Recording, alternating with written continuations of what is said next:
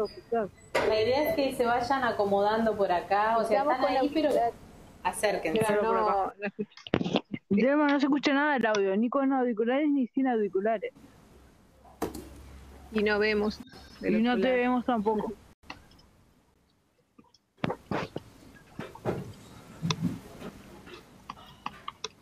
La idea es que se acerquen.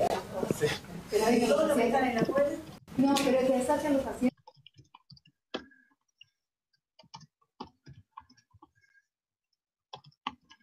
Salgan de la sala y vuelvan a entrar. Así que No me puedo decir. hay que sacar los auriculares.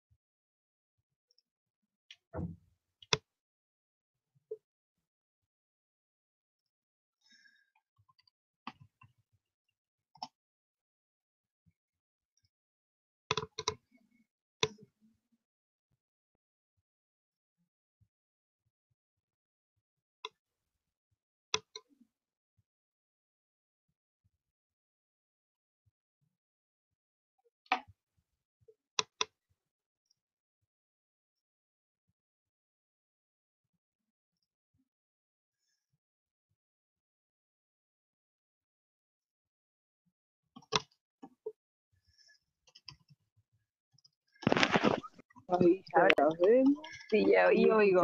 Sí, oigo. Y ella de preguntarles no. ¿Los vemos? Sí. ¿Nos ven? Los oímos, no sé si ustedes me oyen por... Sí, te oigo por auricular. Ahí sí, está, los oímos, todavía no los vemos. Todavía no nos ven.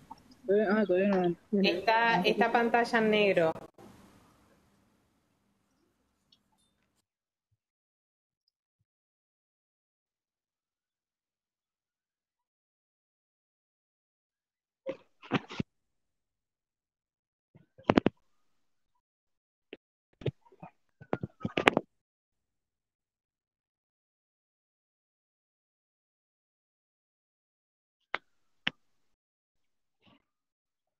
¿Ahora? Se oye y se ve. Se oye y se ve. Bien. Entonces, y sacó el audio. Elma, hola, Elma. Hola. Sí, Delma, ¿me adelante, escuchás? sí. ¿Me Sí, te escuchás? escucho. Ya ahora estoy con el equipo de intérpretes, Sí. con el micro de recepción y de salida. Acabo de habilitar la salida. Sería bueno si... La salida Sí. sale con eco. Sí, pero Ahí es porque cuando yo tengo encendido el micrófono del equipo. Yo ahora lo voy a...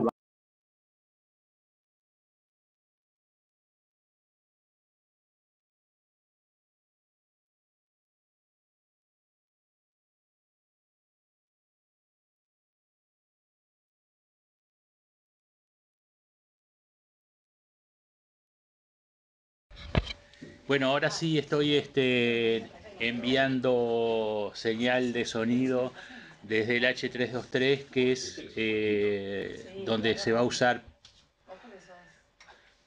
No sé si se está escuchando bien en el canal de YouTube.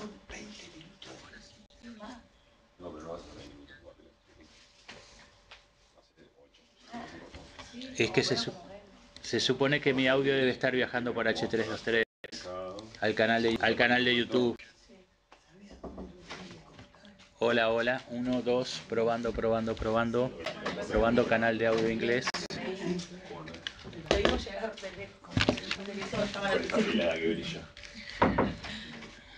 Hola.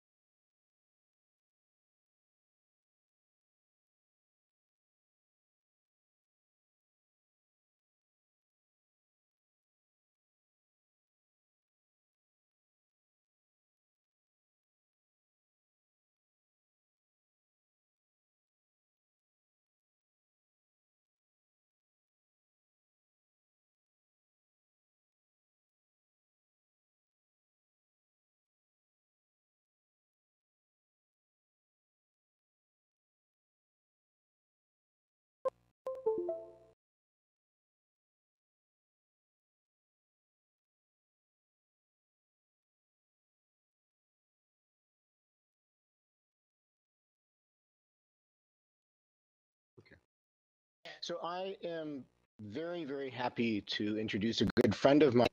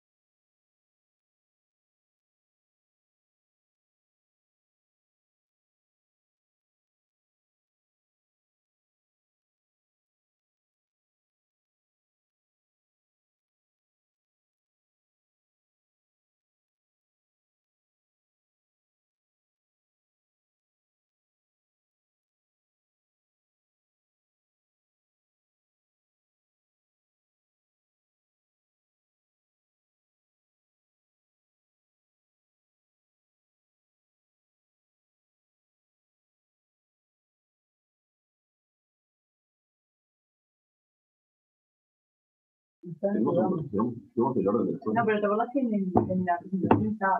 En la presentación está así, no tengo la. Empezaba con lo de. Ella que le Ahora sí. Sí.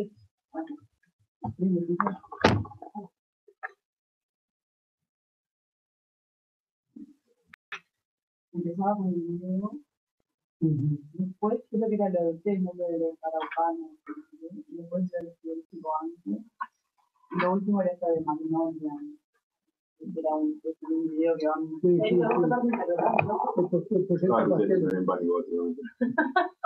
Todo.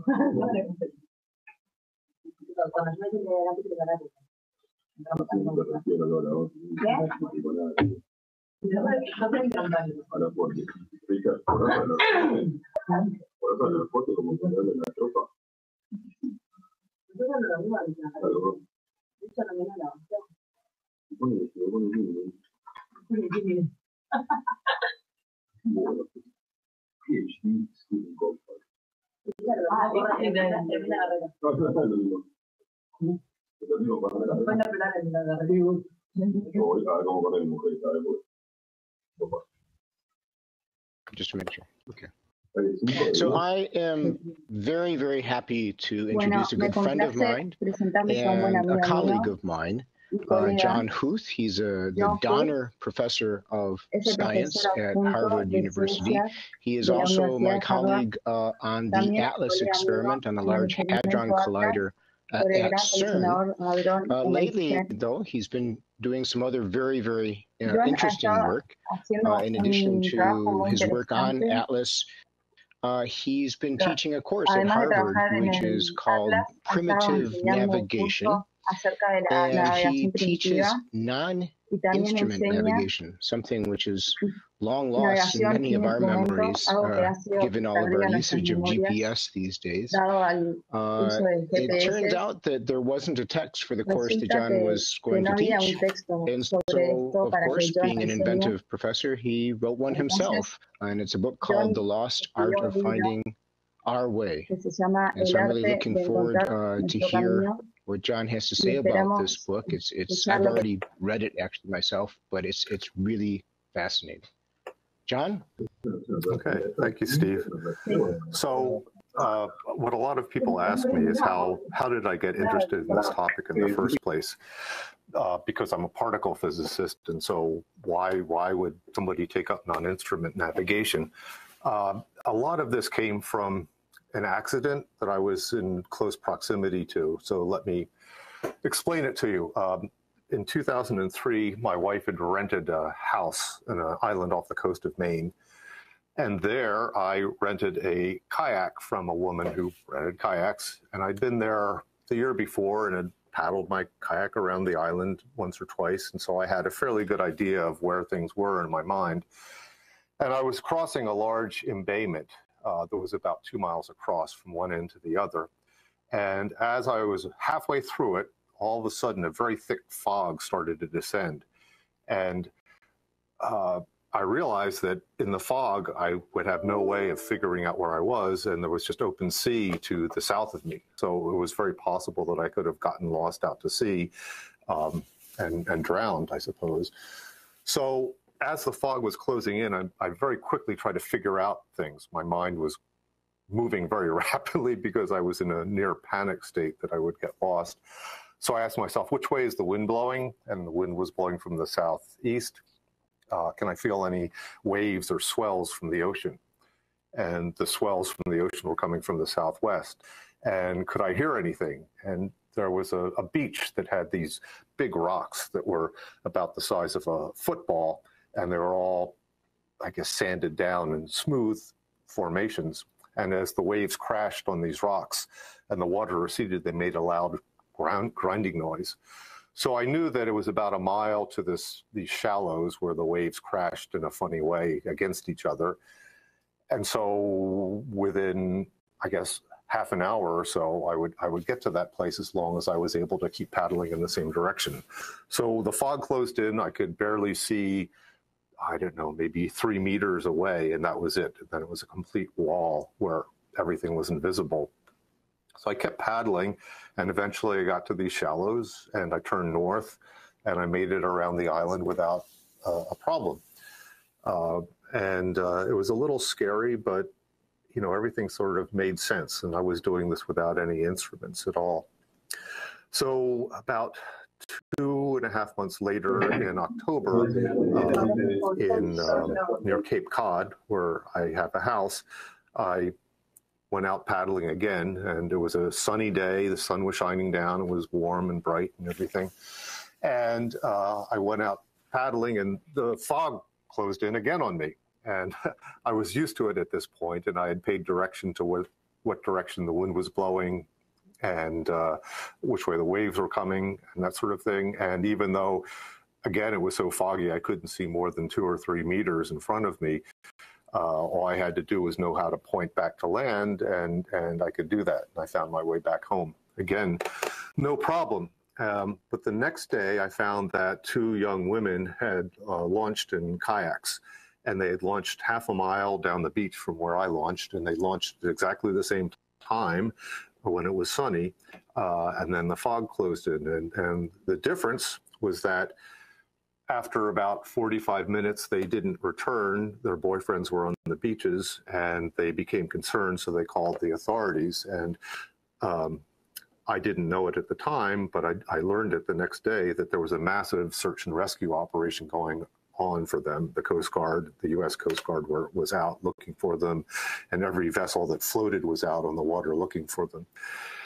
And then the day after that, the authorities found the body of one of the young women and never found the body of the other young woman. So presumably they both died. So this was horrifying to me because I was doing the exact same thing in the exact same place, the exact same time, and I didn't feel that I was in any danger at all. But I suffered from something that psychologists called survivor's guilt, which is what happens when you live and other people died doing the same thing.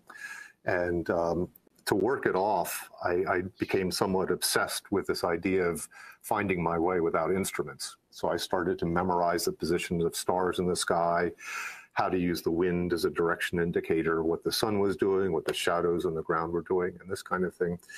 And I also learned that other cultures had done this. So in a sense, I was just reinventing what other people had previously found, how people navigated across the Pacific, for example. And I realized I was looking at the world in a very different way after a year or so of doing this. And the clouds were talking to me in some sense. The sun had meaning. The position of the sun in the sky had meaning that I could regularly check on. I could look up at the sky at night and look at stars, and they would tell me where I was and how to orient myself. And everybody else around me seemed to be a sleepwalker because they were unaware of all this. And I wanted to shake them to get them out of their stupor, as it were. But of course, it's rather dangerous to come up to somebody when you're waiting in line for a coffee and say, put down that cell phone, you're in danger. So I thought, well, if I can learn this, maybe this is something that can be taught. So I started to teach first a freshman seminar and then a full-blown course. And I'm still doing it, where I teach these methods. And a lot of people come away from the course with a sense of the world around them. Not everybody, but there's this wonderful moment when I have them memorize the positions of stars in the sky, and we go on the roof of the science center, and the quiz is to point out the stars. You know, there's Antares, and there's Virgo, and there's Altair, and so on and so on. And it's for the students, it's like a totally new experience, and it's as if things that instead of just book learning, there are things that are right in front of you that you can see, and it really changes one's view of science and learning altogether because it's making these things manifest right in front of your very eyes. So I can continue if you like. So the listeners might be curious about what could I do to start? What would be the first thing that I could start to find my way in some sense? And what I like to start with is the wind, in part because the wind was the one thing that I used as a natural compass. And in fact, if you look at cultures across the Earth, they all have what are called wind compasses, or ways of how to orient themselves using the winds. So one example, or one thing that's important to note, is almost all cultures describe the winds from the direction from which they're blowing. And you might ask, why identify a wind with the direction it's coming from as opposed to the direction it's going to? And the reason is that the wind carries a stamp of where it's coming from. So here in Boston, we have warm winds that come from the Gulf of Mexico, and that flows from the southwest. So a southwesterly wind would be warm and moist. If we have a wind that comes from the northwest, that's coming from central Canada, so it's usually cold and dry. So a northwest wind would be cold and dry. But there are other places where you can see similar examples. In Greece, Boreas was the north wind, which is cold and dry and comes from the north, and Zephyrus is the west wind, which is warm and moist and comes off of the Mediterranean. But you can look at other cultures like Pacific Islanders.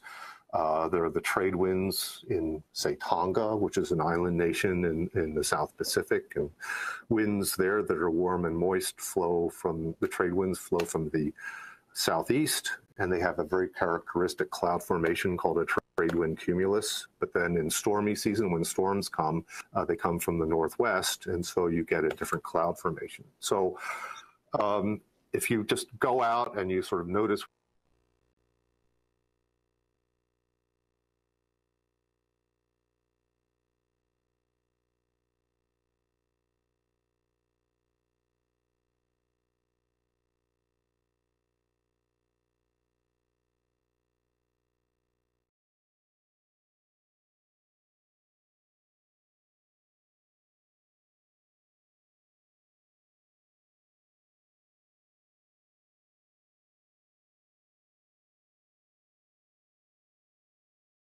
Telma, ¿me llamabas?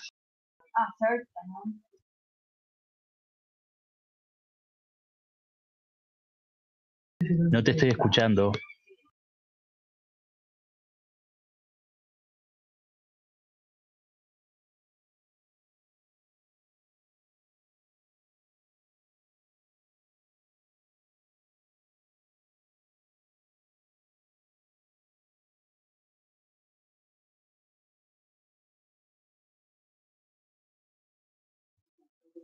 Telma.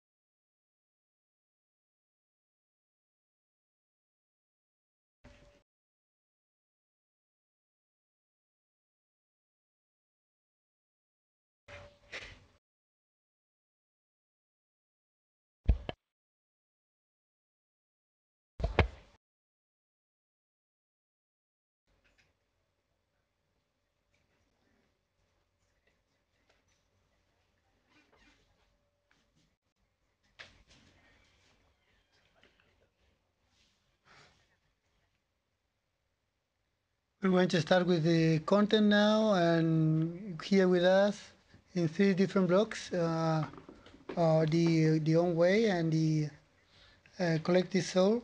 The first part is our own way from the University of Harvard, and it'll be presented by Steve Wolford from the CERN in Geneva. This first part was recorded yesterday by the Professor John Huth, and we are going to see the video, especially for Mure community. Then we will start with the Imago Mundi, how do we construct the images in a collective sense, and with that the intervention of Samuel Quiroga from Temuco, with a didactical proposal for the different rooms that is called the collective soul, through the different documents from the travelers in the Araucanía in Chile. We are going to construct an image of the original population, the Mapuche. Then the virtual herbario with Valeria Canos and Nayara Machado. We are going to present the proposal of the herbario virtual, particularly through the drawings of the one traveler also. Then directly with the Anglo Museum from Fray Bentos, Uruguay, as the industrial heritage of the world. This place was built after the immigrants and foreigners that generated what was the factory known as Anglo. Then we are going to have a stage of concluded travels at 2 different heritage cemeteries, Paula Parada from Valparaíso, Chile, and Ana María López Roldán from the cemetery A Perpetuidad in Paysandú, Uruguay. On this stage, we are going to see the second stage of the video of Professor John Huth, and we'll continue with Wunderlust. That is the desire to travel through a very interesting project created by Julian Calo and Margot Gilbert that is called the Pastel Project. This is the content for today, experiences from different travelers, different times, that is concluding this space of Mure 1.5 to enjoy, to interact, to share in the internet. In the first stage, we are going to listen to the video, initial video of Professor John Huth, and it's part of our content. And later on, we will initiate with the process of internet to share the Professor John Huth video. So go ahead with the Mure 1.5 and the video of Museografía en Red. Okay, go ahead.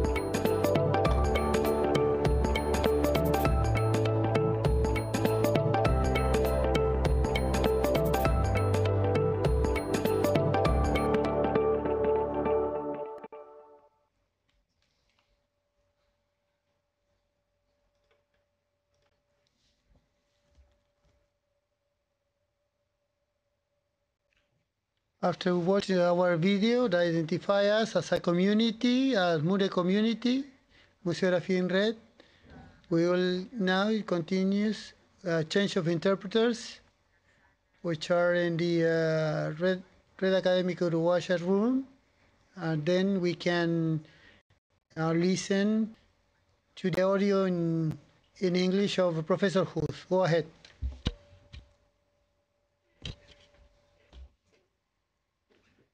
Professor Huth is presented by Steve Wolford, who is his colleague in CERN prueba. When you are ready with the interpretation and to watch a video.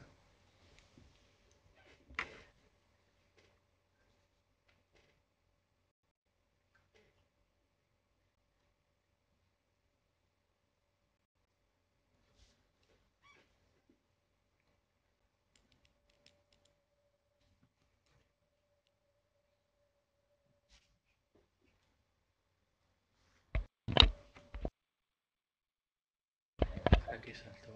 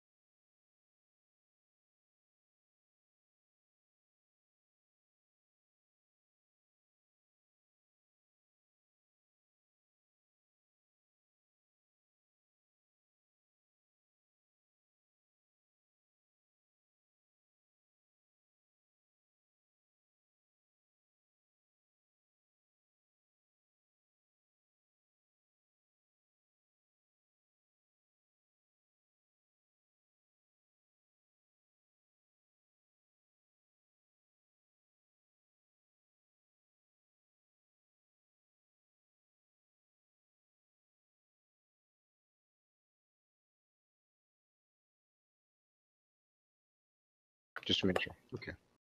So I am very, very happy to introduce a good friend of mine and a colleague of mine, John Huth. He's the Donner Professor of Science at Harvard University. He is also my colleague on the ATLAS experiment on the Large Hadron Collider at CERN. Lately, though, he's been doing some other very, very interesting work.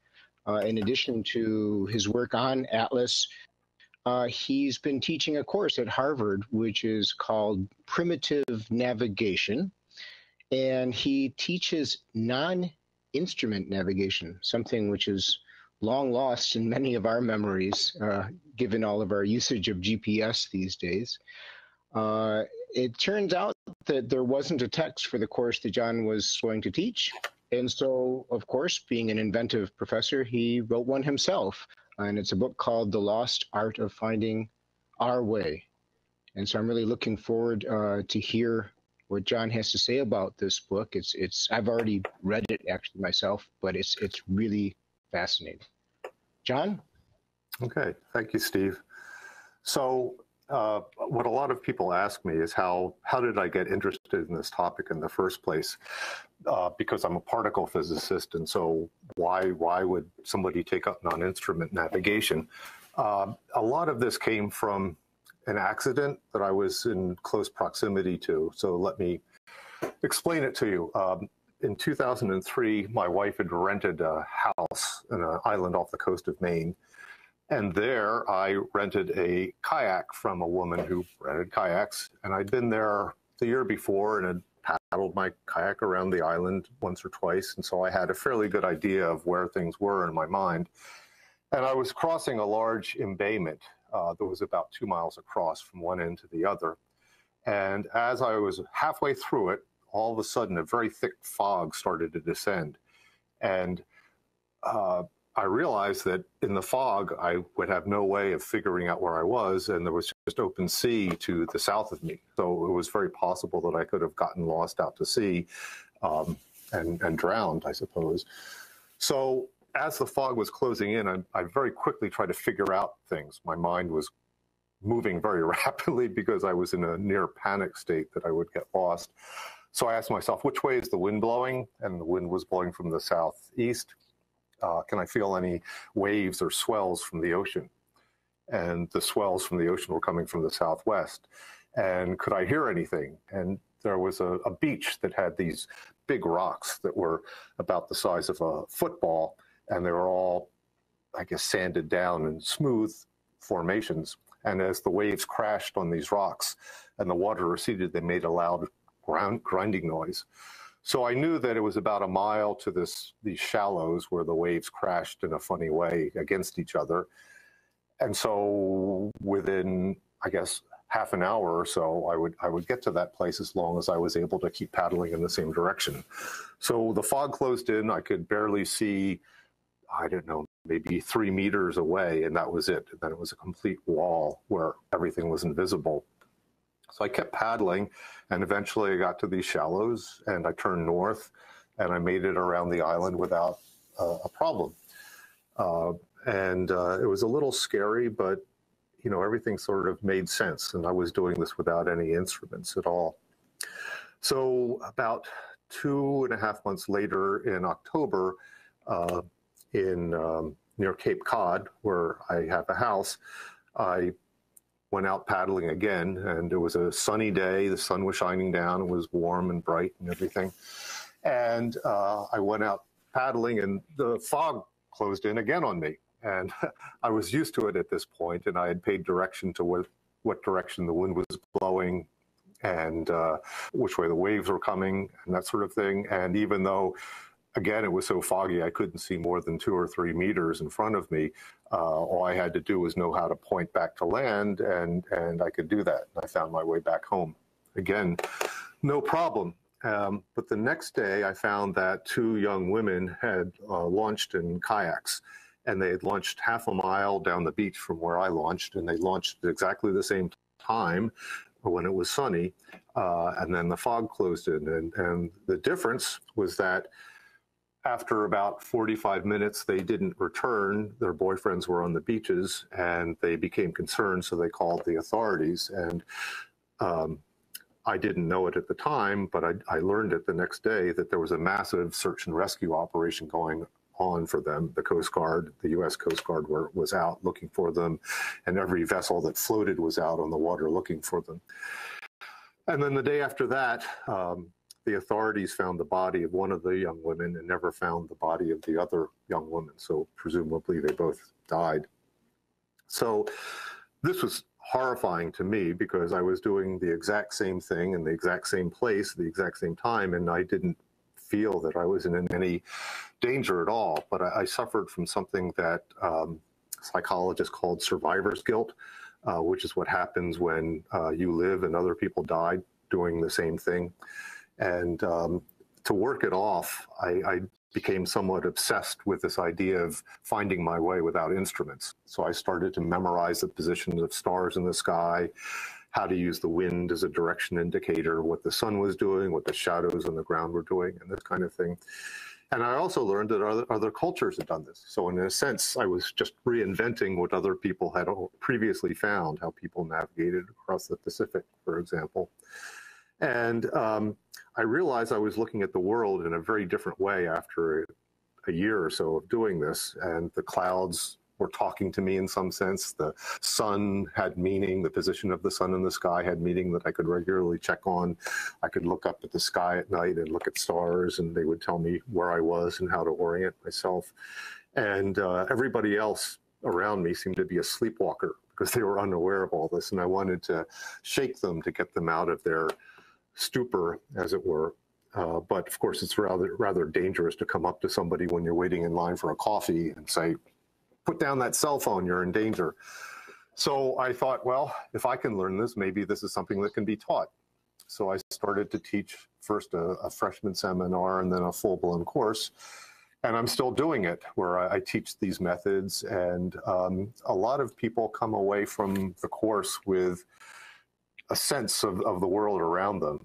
Not everybody, but there's this wonderful moment when I have them memorize the positions of stars in the sky, and we go on the roof of the science center, and the quiz is to point out the stars. You know, there's Antares, and there's Virgo, and there's Altair, and so on and so on. And it's for the students, it's like a totally new experience, and it's as if things that, instead of just book learning, there are things that are right in front of you that you can see, and it really changes one's view of science and learning altogether, because it's making these things manifest right in front of your very eyes. so I can continue if you like. So the listeners might be curious about what could I do to start? What would be the first thing that I could start to find my way in some sense? And what I like to start with is the wind, in part because the wind was the one thing that I used as a natural compass. And in fact, if you look at cultures across the earth, they all have what are called wind compasses, or ways of how to orient themselves using the winds. So one example, or one thing that's important to note, is almost all cultures describe the winds from the direction from which they're blowing. And you might ask, why identify a wind with the direction it's coming from as opposed to the direction it's going to? And the reason is that the wind carries a stamp of where it's coming from. So here in Boston, we have warm winds that come from the Gulf of Mexico, and that flows from the southwest. So a southwesterly wind would be warm and moist. If we have a wind that comes from the northwest, that's coming from central Canada, so it's usually cold and dry. So a northwest wind would be cold and dry. But there are other places where you can see similar examples. In Greece, Boreas was the north wind, which is cold and dry and comes from the north, and Zephyrus is the west wind, which is warm and moist and comes off of the Mediterranean. But you can look at other cultures like Pacific Islanders. There are the trade winds in, say, Tonga, which is an island nation in the South Pacific, and winds there that are warm and moist the trade winds flow from the southeast, and they have a very characteristic cloud formation called a trade wind cumulus. But then in stormy season, when storms come, they come from the northwest, and so you get a different cloud formation. So if you just go out and you sort of notice which way the wind's blowing at a given moment, the odds are pretty good that over the next few hours or so, they'll continue to blow in that direction. And you can find ways that wind blows, which way the wind blows at the surface. You can take your head and turn your head and feel the air rushing by your ears. And your ears work very well because there's a lot of blood circulation in your ears, and the wind will cool off your ears. So you rotate your head until each of your ears feels the same cooling, and then you're pointed in the direction of the wind, so you can tell which way the wind's coming from. Another thing you can do is look at the clouds moving by. So you have to stand with an object in the foreground, like a telephone pole or a tree or something like that, and just stand there long enough to see what the clouds are doing. Now, I'll just mention why I think winds are important to start with is you can have day, you can have night, you can have cloudy weather, you can have clear weather, and you can use winds in all of those cases because the winds are always present. You can do it on land, you could do it on sea. So it's just a good starting point. You can get advanced and get into the stars and these other things. But that's why I mentioned wind. But let's say there's no wind. And then you ask yourself, what could I do if it's all still? Well, you can still use the wind. And this is a wonderful trick that people can use to see this. The wind will leave imprints. So where I live, the prevailing winds are coming from the west. They're blowing from west to east. Some of the listeners who may be in Central America, they're living in a zone where you have trade winds, and the trade winds will be blowing from the east to the west, for example. But they will leave their imprint, for example, on trees. So when you get low into a forest or a place where there's a lot of geographic features that can tend to dominate the way trees grow, but if you have a lone tree in a field by itself, or if you look at trees high up, the highest trees, these are subject to the prevailing winds. So in any given location, I guess perhaps not Montevideo, as I've been recently told, where the wind blows from every direction, but in places other than Montevideo, there are prevailing winds. And so these leave an imprint in the tree growth. And so you can see trees that are growing where the branches are kind of bent away from the direction the wind blows. And so you can use that as a natural compass. So I like to use the winds as a first example because it's always there. And even if it's not there at a given moment, you can see the imprint of it. If you're out in the ocean, waves, if the wind goes out, you still have swells that persist from the last direction the wind was blowing. And if you get really good, you can start to read the waves to see where you are. So that's what I would think is a good starting point for somebody who would be interested in navigating without instruments. In fact, I regularly make a habit, and when I go into a place where I don't know about, in fact, this just happened over the weekend where I went into an area where I didn't have the map or a compass or anything, and it's the first time I'd been through there. There were no trails, and I used the wind as a natural compass in my wandering, and never really felt I was in danger. I suppose. So John, yes, go.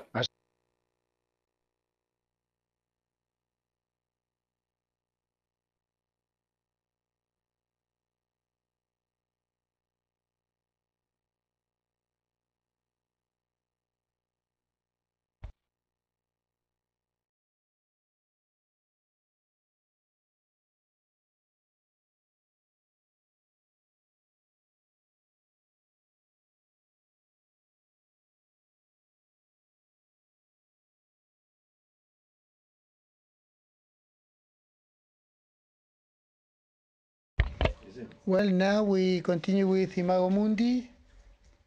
Is connected with us the Chilean investigator Samuel Quiroga. Samuel, we hear you. Hello, hello. Okay, we listen to you. Samuel Quiroga is connected via voice with in Temuco directly in southern of Chile. Samuel Quiroga is an historian of the art and is proposing us a kind of game through the story of a traveler who visited the Araucanía in 19th and 20th century to approach the diversity of the cultures and social codes to construct them. Attention from the rooms that are going to participate in this case, Colombia and Sala Antel Room Antel Paysandú, and then the 382 of Montevideo. Attention please, are you ready? Samuel is going to tell us what is his proposal about, and you are going to interact with the different text that Samuel sent of the, from the travelers. Samuel, there is also a presentation that maybe we can see, we can watch. Go ahead, Samuel. Hello. Well, this is my first experience in Mure. I feel a little bit lost with this. Then I really apologize for that because of some mistake that I may make. That is my first time. I would like to tell you this idea of participating is thanks to an invitation of Delma. I started from a work it was published in a book called Tradition with the Araucanía in the middle of the 19th century. And this book just have the different story from travelers that went to the Araucanía. Araucanía is a name that the Spanish people use from the inhabitant of the territory, and it is a sector between now territorially between Argentina and Chile. 5 different stories from travelers, 2 French and 2 from German, and 1 American that crossed the territory between 1838 and 1854. And my participation there was to try to understand the image that had been constructed of the other by the Mapuches at this time. That's the reason we say Imago Mundi, and I would like to share this with you as an introduction, just a brief text. Imago Mundi is an abstraction, a sure abstraction that conditions the way people from different social groups see the others.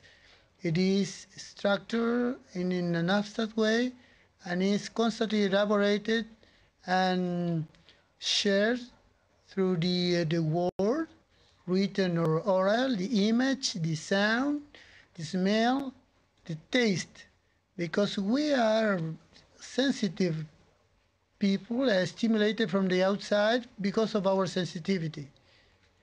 And as a representation, it is really a cultural construction susceptible to be manipulated and used socially by the different forces between the power and resistance. So as we study different subjectivities, we elaborate a vision of the world from a collectivity, and it is really important to understand the why, what for, and how was thought, how they were constructed, and the interest that legitimated them as a reality.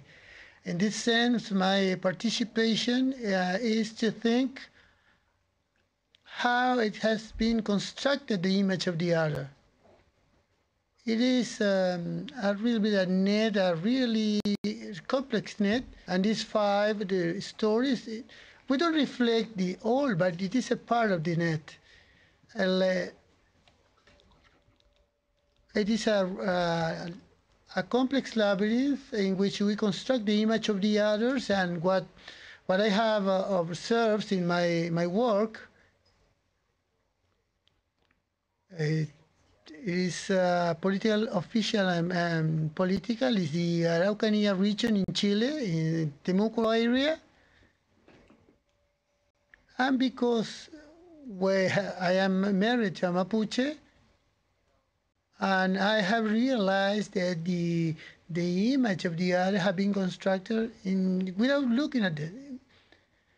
And from the outside, these travelers that come here, they come with such a vision of a civilized man that is going to observe and get information from the uncivilized, the savages. And this is from the beginning something that is not adequate, and really minimize the other and don't see the other. I would like to give something, a contribution for this. Samuel? Well, in the screen, we can see the constructed visions, and the first text here is going to share Itae, and it's going to share also the reading with the different rooms. Itae, go ahead.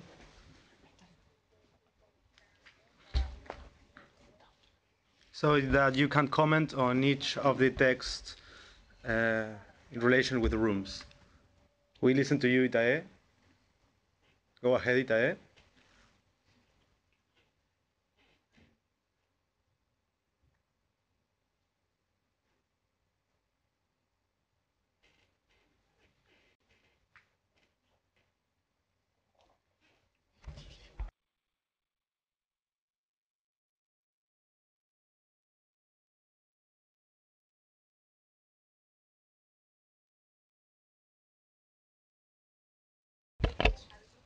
Open the mic, Itae, please. Itae, we can't listen to you.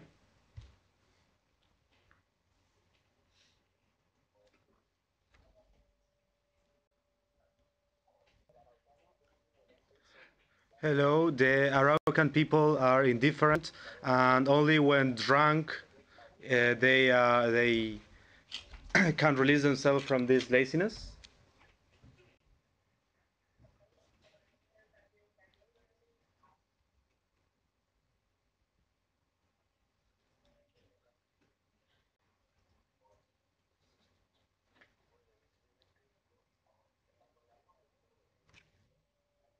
Se escucha muy mal.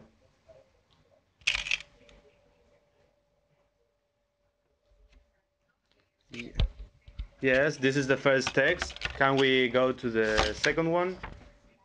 That is the second slide that they are going to comment from Paysandu. So that Samuel you can make a general comment on each text.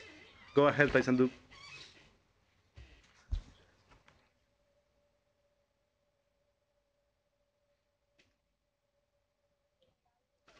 Paisandu, please open your mic.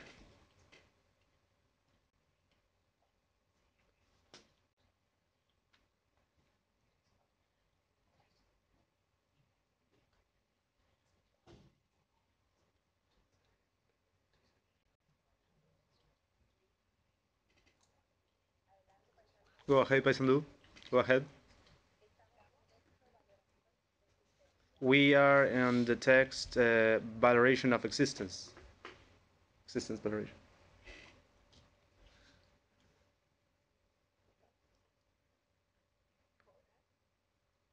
Hello? Hello? Yes, go ahead, Paisandu.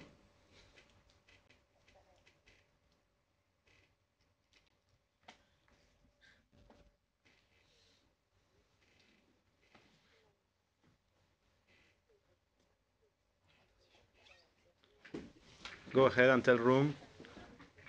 We can't hear you.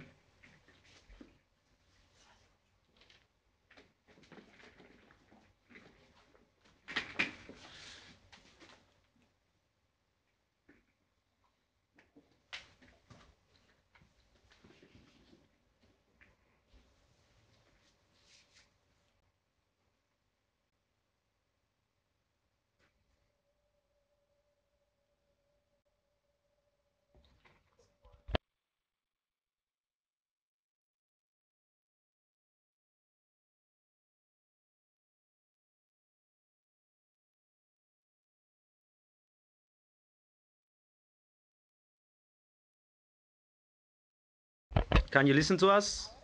Now, yes.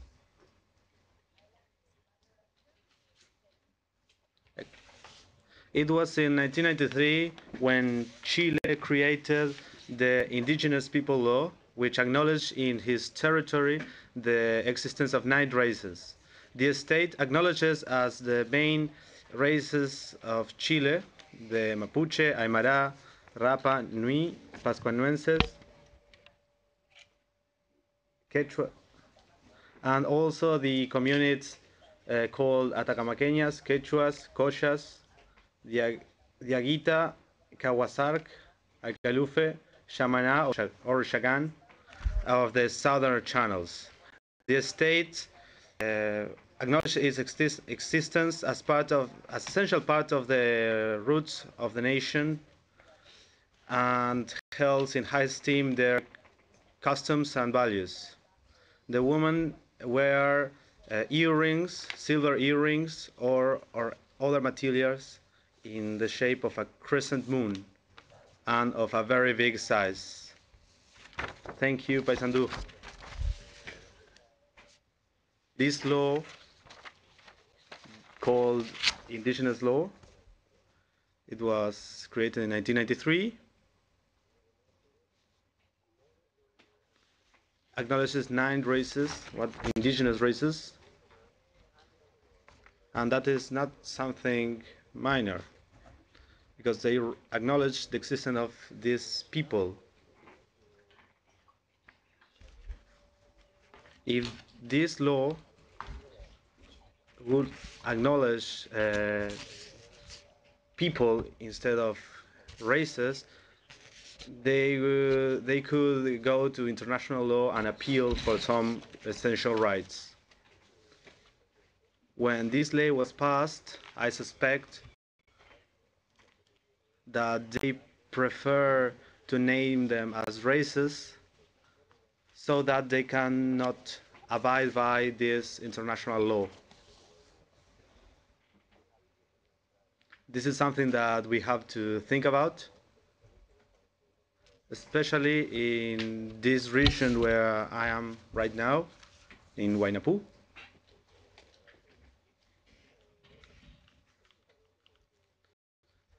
Precisely because they are racist for the Chilean government state.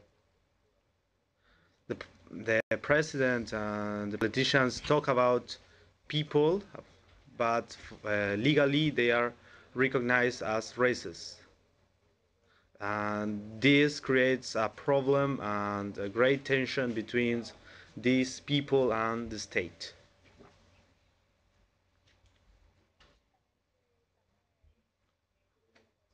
Samuel, you propose in these 3 slides that they are from different texts. The last text was about looking the different visions of these tales. One of these, the text that was read in Colombia about contrasted visions, then the consideration of the different races, and then this last text by a Chilean thinker, where you will tell us how can we get over this issue of this construction. So here we have a text which is going to be read by the school in Montevideo. And I hope that you could make some comments about this. Go ahead, Valeria. Love is the feeling that establishes the dominion of conducts and behaviors and the operation of acceptance of the other as a legitimate being. That's why love is the feeling that establishes what is social. Without acceptation, there is no social phenomena. So this excellent text but Maturana, when I read it, I thought a lot of things.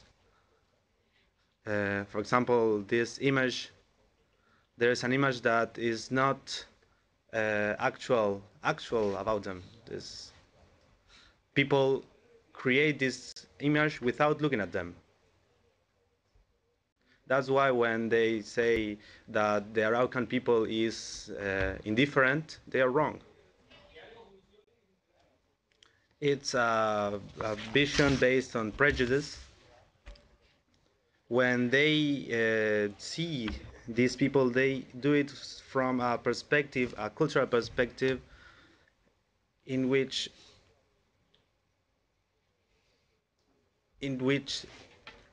their customs are not valued. They don't have the same logic as our societies. They didn't need to have things to accumulate things, and we are judging them, and we are not establishing a dialogue with them. And that's why they say that only when drunk they can stop being lazy. The bodies of these Mapuches are different. And how they receive food, that is a tradition that comes from 1,000 years, is not as ours. It's not as the European people. They eat differently. And this practice they didn't know. So that's why they abuse of alcohol, because they didn't know it until the Europeans brought it. So that's why it's important to highlight these differences. So in relation to this exercise that we are doing and to this social construction phenomena, this exercise, we have a proposal from the school where the teacher read this text. They are going to tell us about a student trip, and everybody is going to create this collective soul, this about this journey's experience. I would like to close this with that of Humberto Maturana, because I think it is in the end, we put it in the end is from Maturana, because love is very important in the sense that it makes us think about the other as legitimate as we are, as that I am watching you. The other is like me with differences. In the sense of legitimacy, the other is as legitimate as I am. It is not the other. If I see the other as a legitimate other, then love, I can construct an image of the other, a dialogue with the other, not try to impose to the other something, an image that maybe is not like them. That has happened in Chile and other places in the world.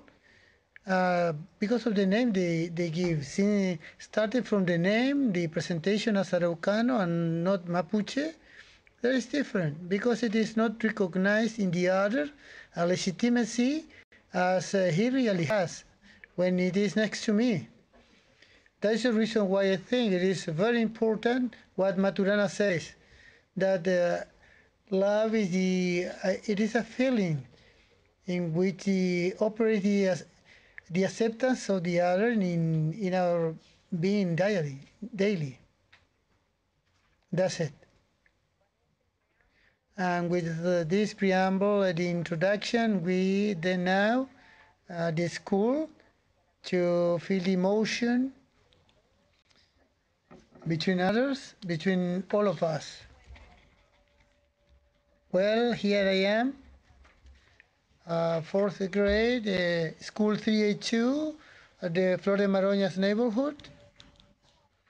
And next to me, there is a girl that have traveled around the world is going to say something about her experience.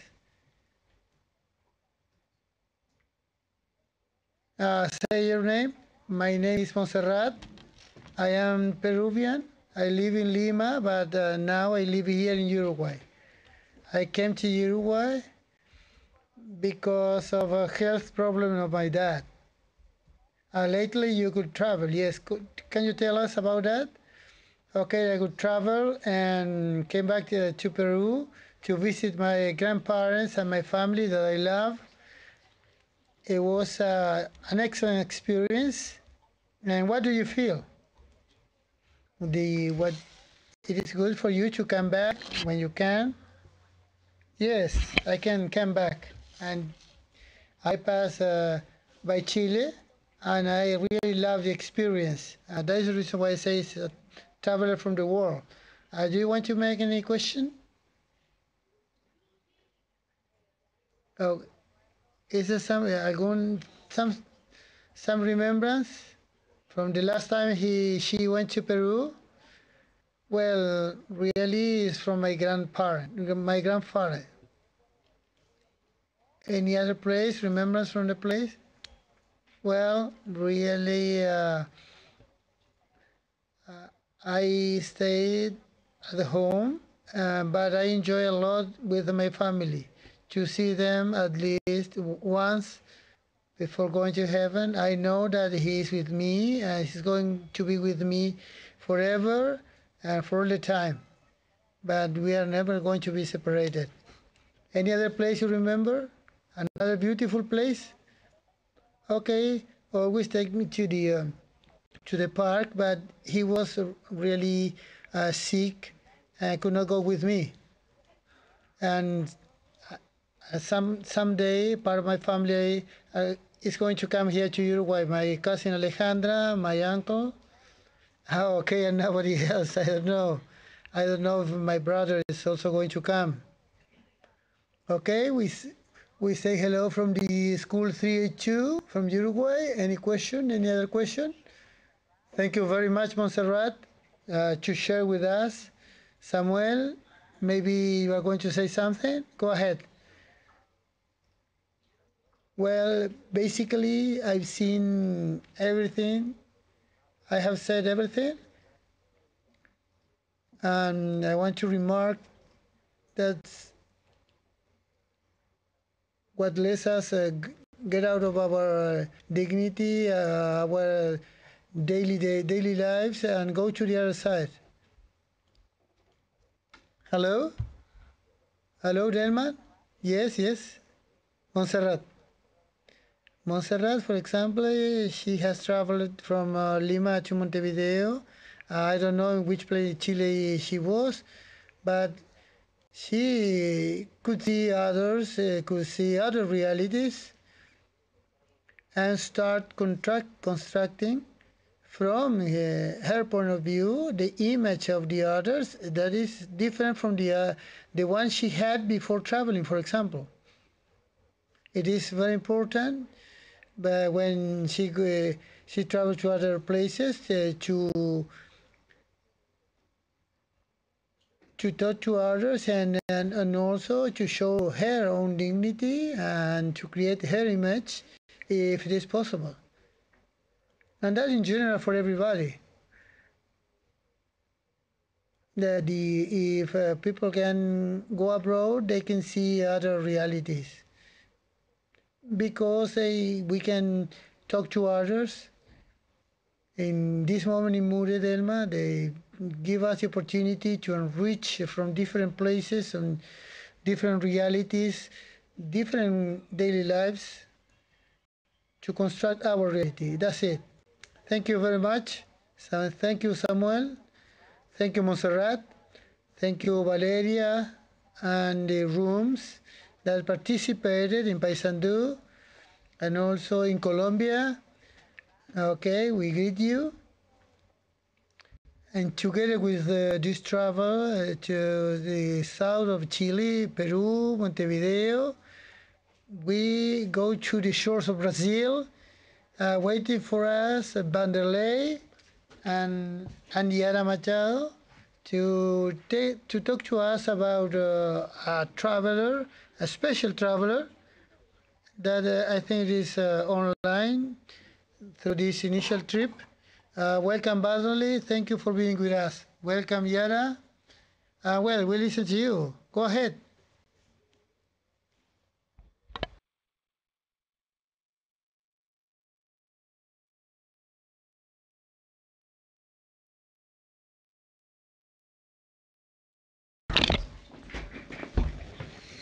La importancia de las infraestructuras nacionales para la comunicación de datos y márgenes, y también las experiencias muy bonitas, como por ejemplo una experiencia de la música. Para mí esa infraestructura de alguna manera fue proporcionada por la Red Nacional de Investigación de Brasil, que es una red compañera de Red Clara, que es de extrema importancia, no solamente por el punto de vista de la comunicación de experiencias, sino también desde el punto de vista de estructuración de las comunidades colaborativas, como por ejemplo la comunidad colaborativa del Instituto Nacional del Herbario Virtual, de la Flora y los hongos de Brasil.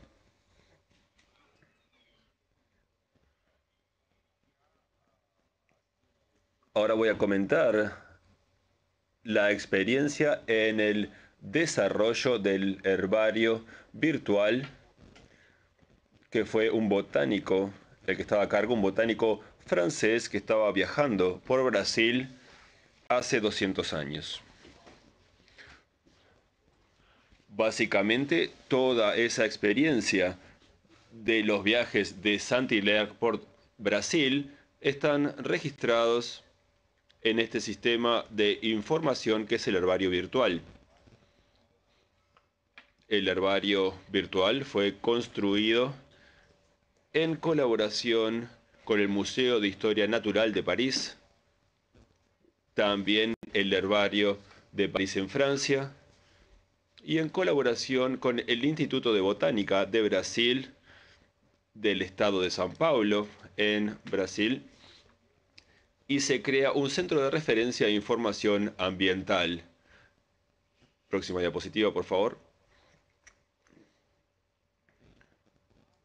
Este mapa que vemos aquí muestra los senderos, los caminos recorridos por Jacques Lillard en el periodo de 1900 del 16 al 22. Y todos estos registros de las muestras recolectadas a lo largo de Brasil están disponibles a través de la navegación por ese herbario virtual de Saint-Hilaire. Además de la información sobre estas muestras, también contamos con la información de los cuadernos de viajes de Saint-Hilaire.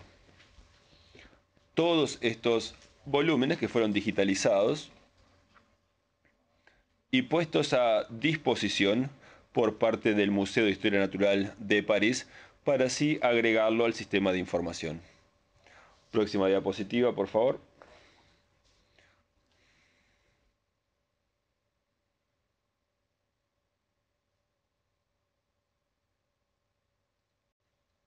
Esta diapositiva que vemos aquí muestra qué tenemos en el sistema de información del herbario. Aquí tenemos todos los registros que están integrados de forma dinámica con el sistema de información que se encuentra en París. Y estas búsquedas se realizan a través del sistema de información desarrollado por el centro donde se cuentan con las imágenes y las muestras.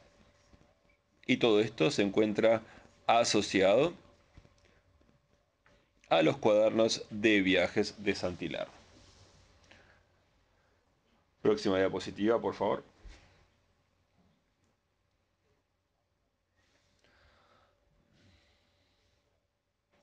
A través de un listado de especies que fueron agregados, clasificados por familias de plantas, podemos hacer búsquedas a través del sistema, como muestra la próxima diapositiva. Siguiente diapositiva, por favor.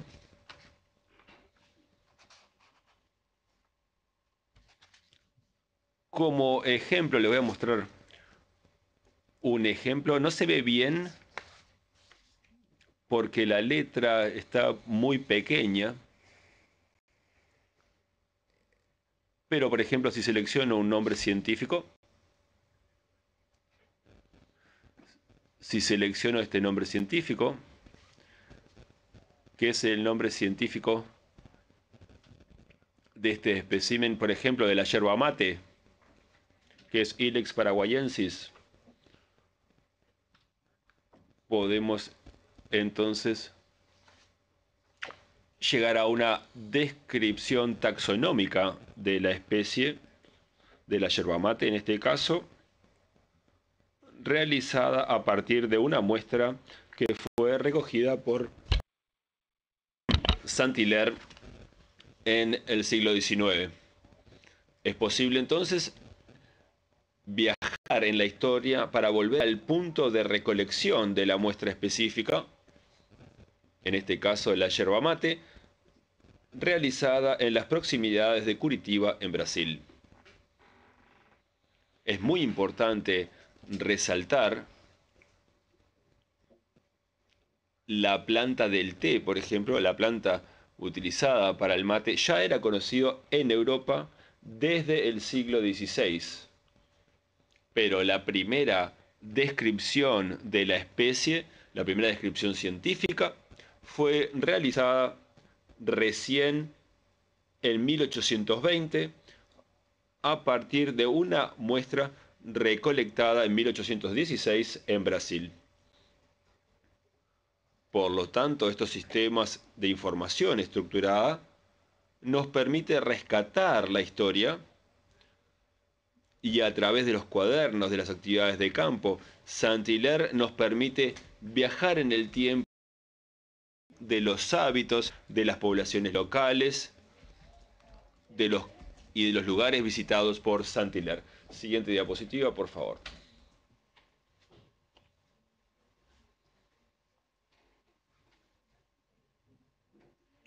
Aquí tenemos un ejemplo.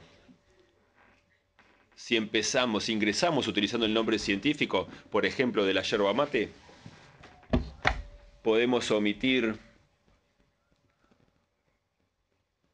So then we can add information to Paris and São Paulo. But also almost 80 collections that are distributed all over Brazil and all over the world. And this has the information, the scientific information regarding Ilex paraguayensis. That is the scientific name that we use to describe yerba mate. We can also go back in time to find out the locations in which these samples were collected. Next slide, please.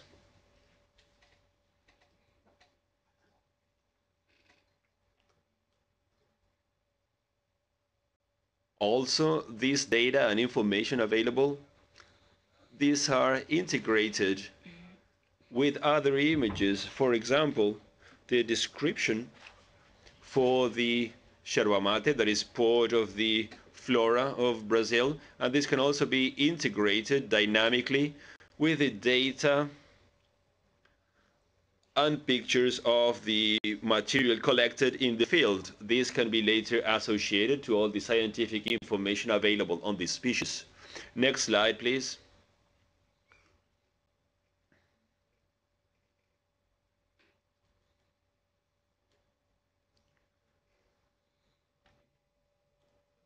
This slide here, it shows the structural network of scientific information, and this is the virtual system that shows the flora and fungi of Brazil. There are more than 190 collections that are distributed all over the country, and there are almost 30 collections that are international and then integrated to this dynamic system. It is important to highlight here that all this connectivity that you can see here, they provide dynamic access to scientific information, and this is provided by the National Network of Research in Brazil. Thanks to this network in Brazil, this allows us to build this network in which we can add scientific information from different universities and different research centers all over the country. Next slide, please.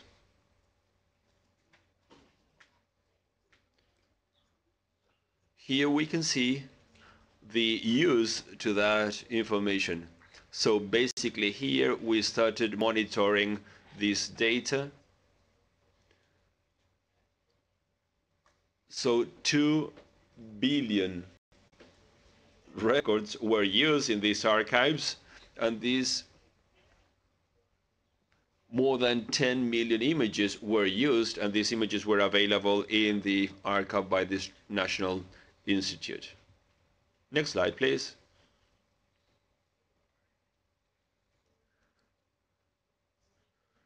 Here the slides shows the different addresses for the portals of this information network.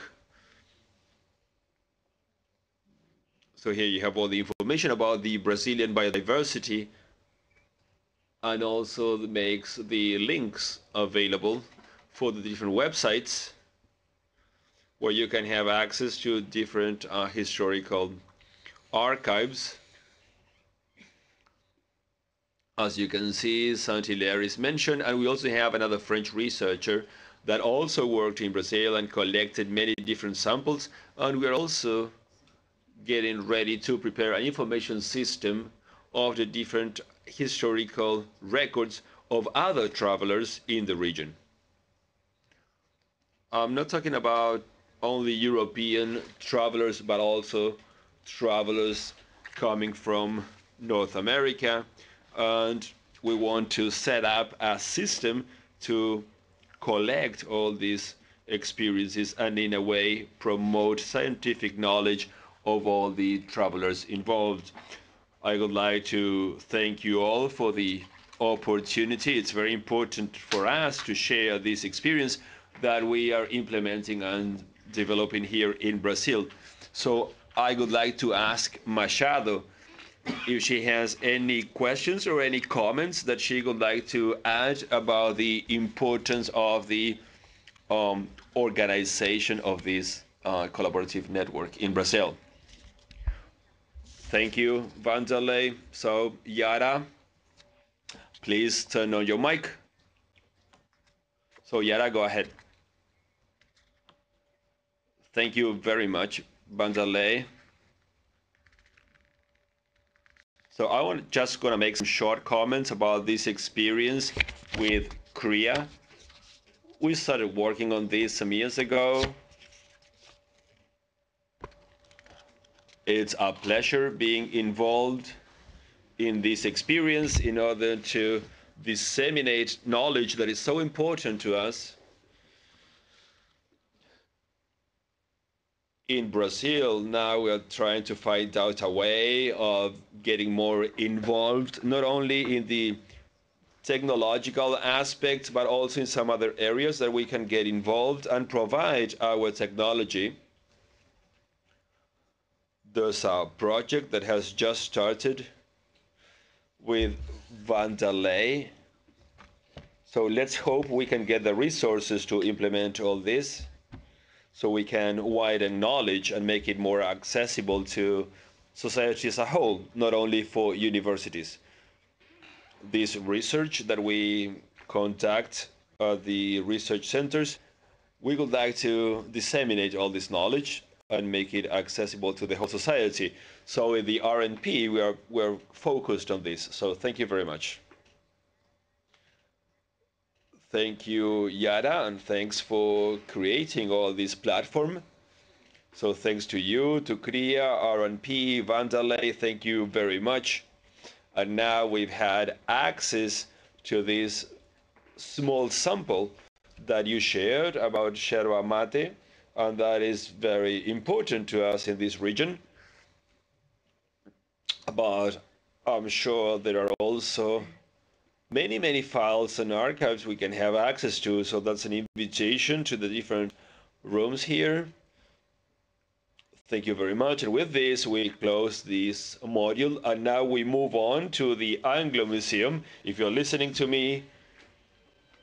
So let's welcome, we welcome you. And now we are moving from the coast of Brazil and we are returning to Montevideo and then to another coast. So they will tell us where they are located right now. Welcome. Hello. Well, thank you very much for the invitation. We are very happy to be in this activity. We're in Fray Bentos. And you can see the Rio Uruguay here. By the 19th century,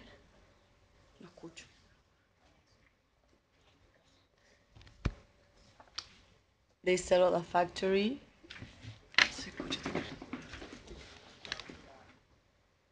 It was the first factory to produce meat extract in the world, and this place in the 2015 was declared as a World Heritage by UNESCO. Now we're seeing the huge cooling chamber that was a technology incorporated in 1922. And in 1924, it started to be called Frigorífico Anglo.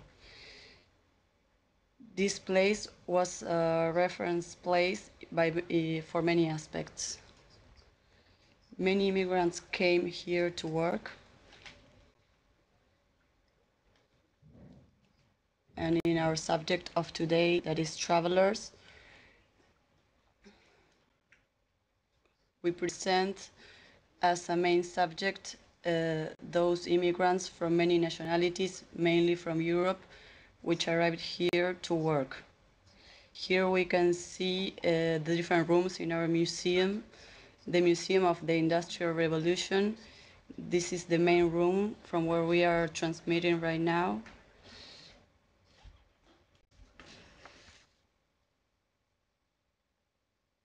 The museum presents the history of the immigrants, how they worked, the high technology that was developed here. This was the first place in Uruguay in 1983, where the electricity began. So it was a place that presented technological developments. It was a place where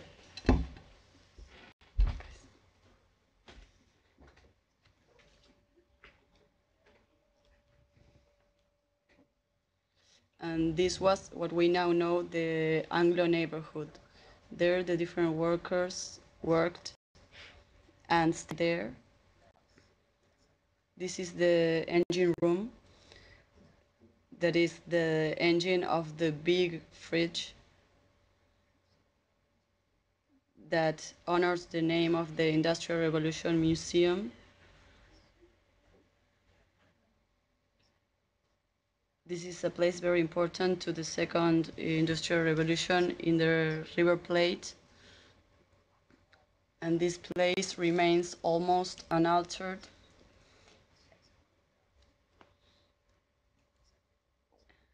And it looks like if it was yesterday when the workers came out of there.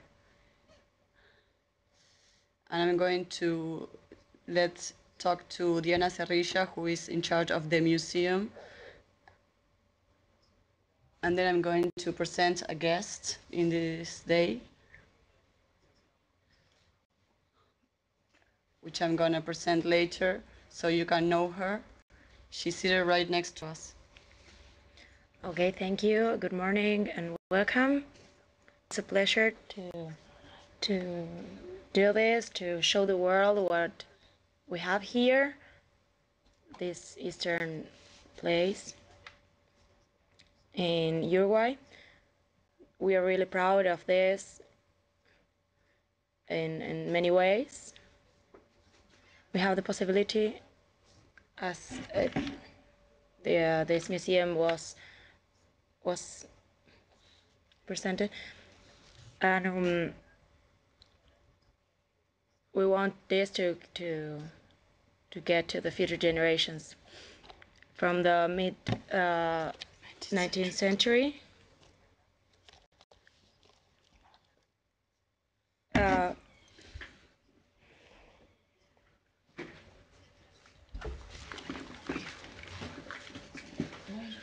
So here we can see, in these images, we can see the entrance hall. Here in the upper floor, we can see the tunnel, and below those windows, we can see the conference room.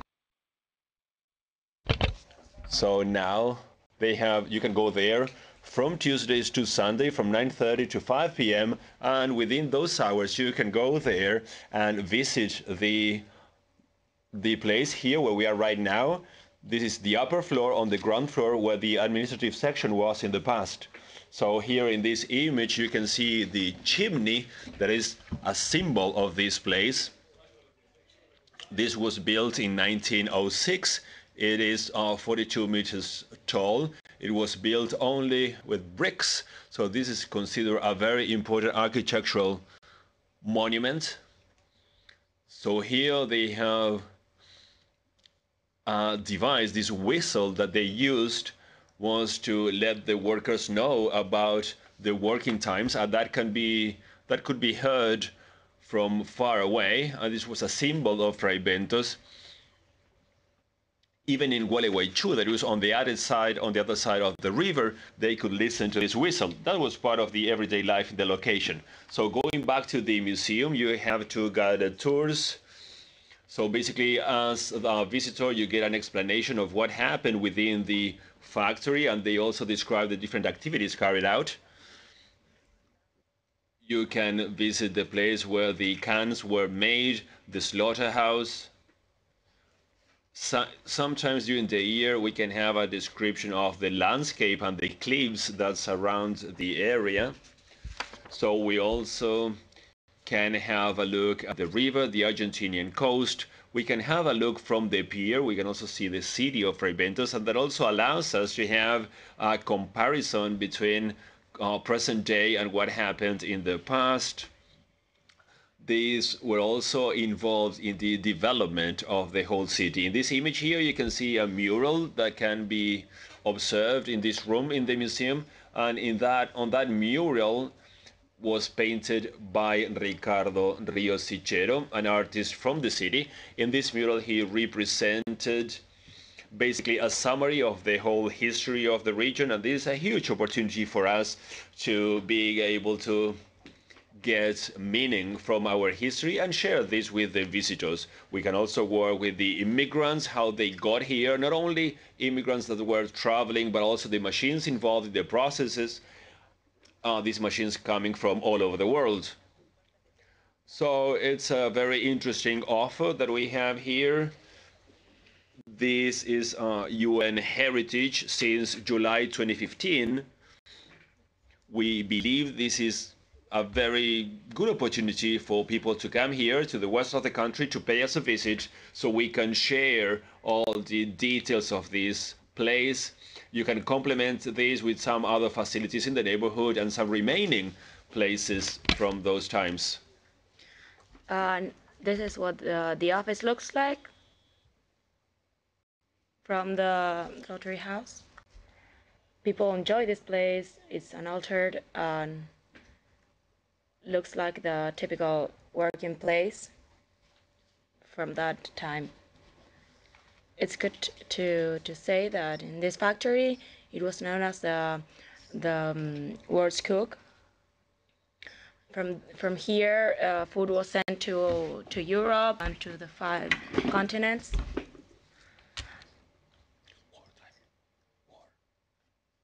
And in wartime here, we produce food for the soldiers that were fighting in other parts of the world. This was registered in documentaries from the wars, in movies like Gallipoli with Mel Gibson. This product is shown in Europe and in America that offer jobs and migration from different places. Eastern Europe sent immigrants from Eastern Europe and from Spain, Italy. That was documented. We have documents that show that with different backgrounds. I have a file here from an Italian woman that came from Italy looking for her family. I have the file here. It's a photocopy of the file. And we have the honor to have her here telling us. Here is Melania. Melania is going to tell us when she came here, from where, what she found here in that time. Thank you. Well, this is a long story. I'm gonna try to make it as short as possible. My dad came here from Argentina looking for a job. No, he came from Italy. I was born in a mountain in a town named Melo. My dad came here and when people were saying that there was going to be a revolution with Mussolini and Hitler, I had a brother that was 15 years old, and I was inviting him to enroll for everything that could happen. My dad made some money and came to Fray Bentos. He got a job and he sent us some money for us. I lived in a town in Melo, next to Switzerland. On the other side of a hill, there was Switzerland. We came from Geneva.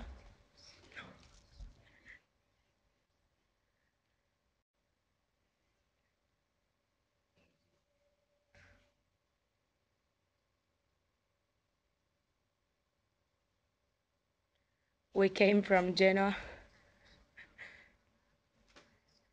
with my mother, my brother that was 15 years old.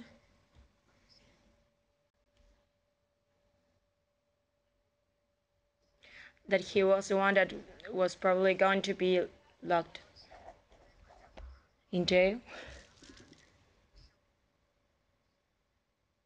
I was 7 years old, my brother was 15, and my mother, we came in about, it was 24 days to come to Montevideo.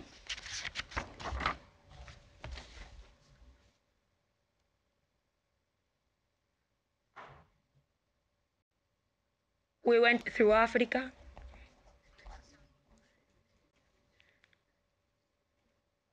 Then through Rio de Janeiro. We were really kids. Tell us about when you started to work in Anglo. When we got here,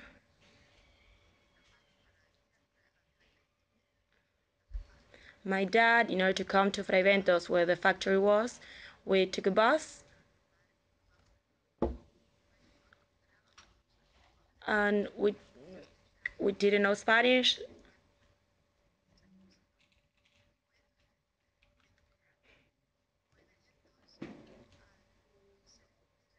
And I did school here, third year, second year in the Anglo school, third year in the school number 7, and fourth and fifth grade in the school number 5. And then I was 12 years old.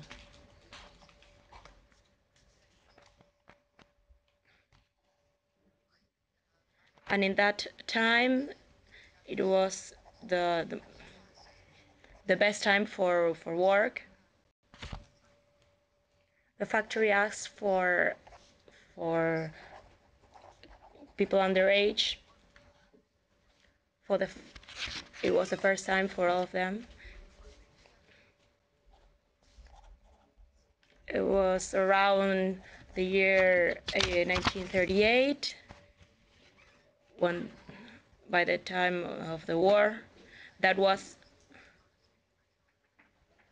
people were older than me, and I went there with a friend from school, and we couldn't go to 6th grade because it was really far.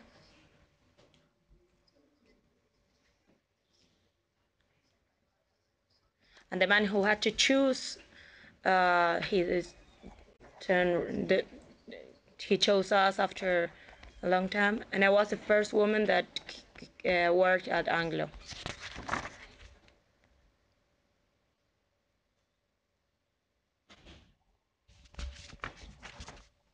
I worked for the canned food that went abroad. A really good testimony. Thank you so much for sharing it with us. This is Lay of Heritage, and we're really thankful that you can share with us your memories, your everything, and that you're the first woman that worked there. Aranglo. It's an honor to have you here. We're really thankful to Mure del Grosso, to the director, the team, Daina Cerrilla, and everyone that worked there to make this possible. So thank you so much. And to round up, we have the image of the video with some pictures to talk about some other trips, voyages, as the one you told us. So goodbye and thank you so much for being here in Mure. Thank you.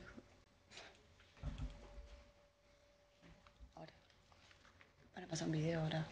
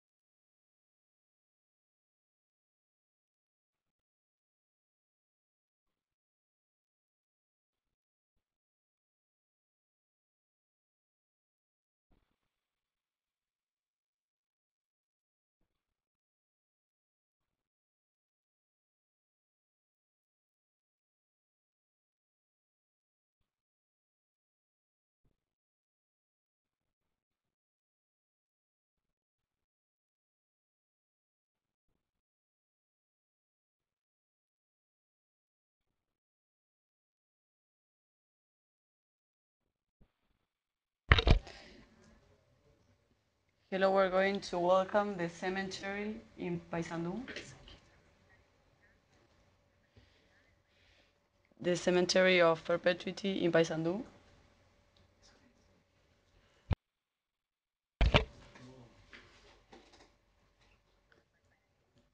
Or in Valparaíso. Hello. Please activate your image. Hello. Hello. Go ahead.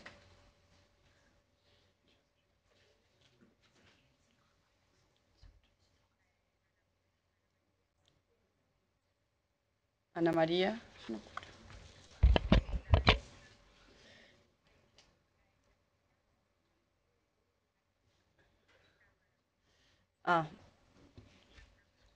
Please put on the camera.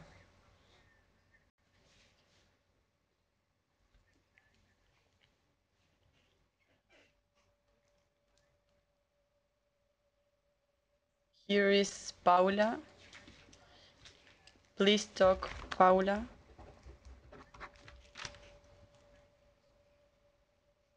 Go ahead, Paula. We're listening to you. Please activate your audio. Hello, hello, hello. Hello, Delma. Hello, Paysandú.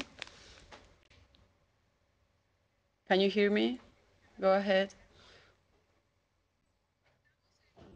We are in Valparaíso, in the cemetery.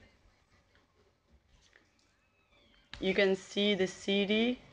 You can't see the sea from here, neither the port, but you can see the city.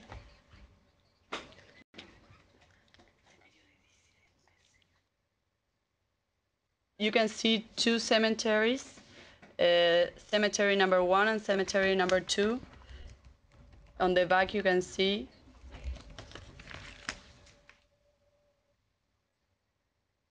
And you can also see the jail. Now all prisoners are in a new jail, so the jail is empty. What are travelers doing in a cemetery? This place was founded for burying all the dead from the foreign colonies that were in Valparaiso. For example, the British, the Italians, French, and other colonies.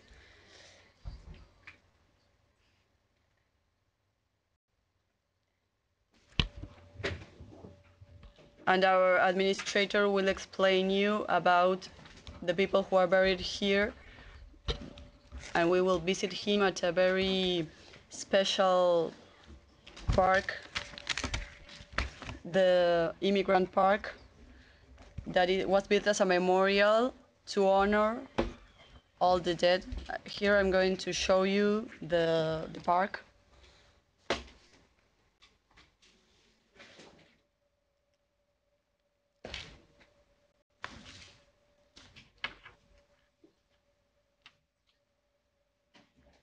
This is a memorial, a park in the center. I'm going to turn so you can see the whole cemetery.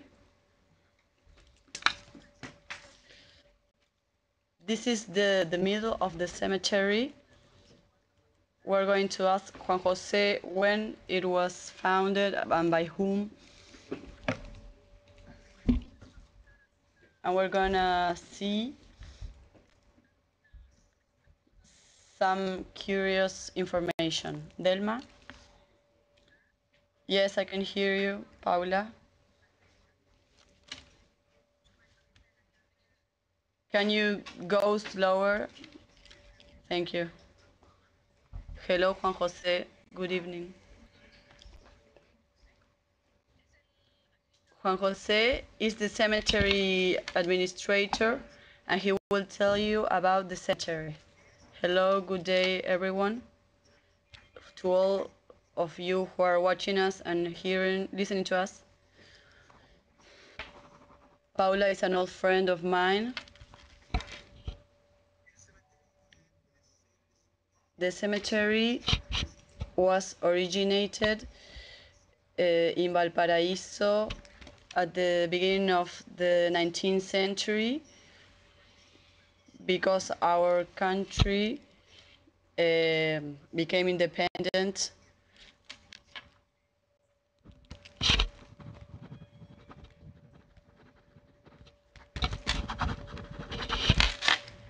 and there were many immigrants, mainly from Uruguay, from Britain and Germany, and they settled their own business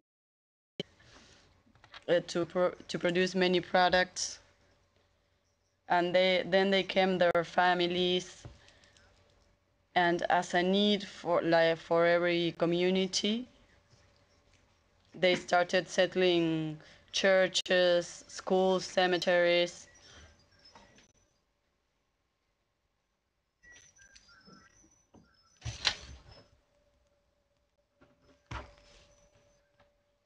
Oh. The only religion accepted back then was the Catholic religion. So to fulfill this spiritual need and also to bury their beloved, this cemetery was founded. They bought this place outside of the city, and it remains until the day of today. This was about the year 1823.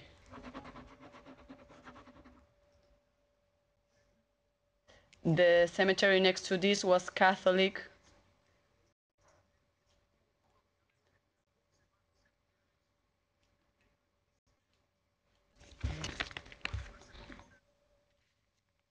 These are family burials.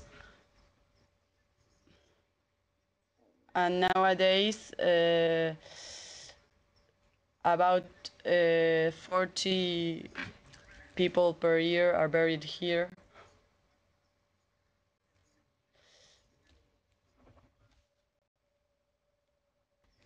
And the idea is that this cemetery to be occupied by the families of the people who were buried here many years ago. And as the city grew,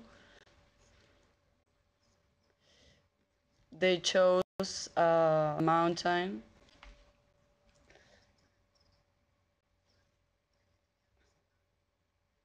and a place that was close to all people who wanted to visit their beloved one. This cemetery is still working, and it receives a lot of visits from tourists.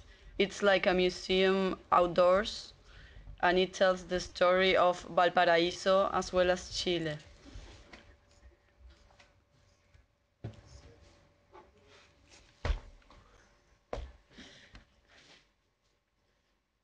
And it tells the story of all these people who came passing by, and they stayed here, and they started families which came from different places from the country and also from other countries. The style of this cemetery is a European one.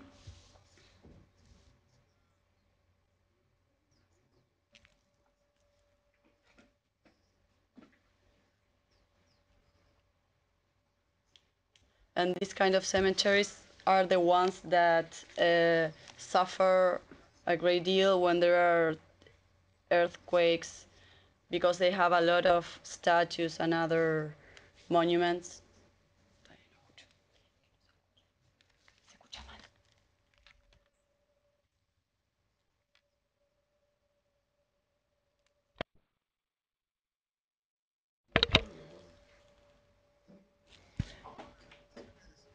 We can see type of Italian monuments and German monuments. Most of it remains in good conditions, and some present some damages. But it's visited by many tourists.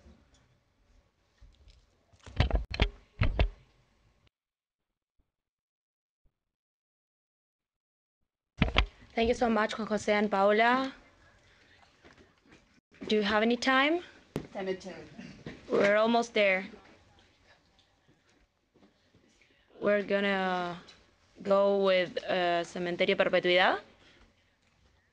Go ahead. We're listening. Hello?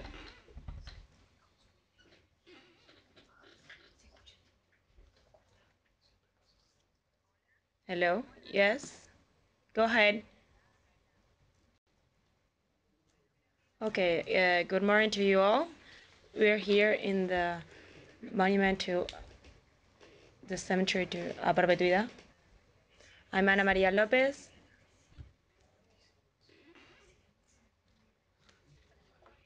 I just want to tell you a little bit about the travelers here buried in the cemetery. We're all travelers in time, and cemeteries remind us that.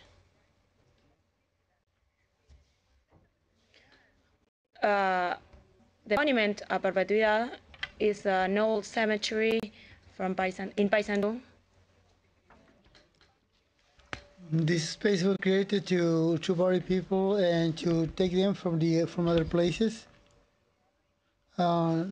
Because of the Americanization of the society, and to respect the new rules, regulation of hygiene, then it was created a new cemetery in the center of the city till 1835. Later on, they were buried till 1865. People did well. The cemetery was within the limits of the city, and the place was selected before, and then it was decided to create a new cemetery a little bit far away from the city. Then the persons, people who had their places there in the old cemetery, they could bury their families in the new cemetery, and then to build a monument, an appropriate one, according to the ideas of each family. And so in that moment, Well, as we can see here, there are important monuments.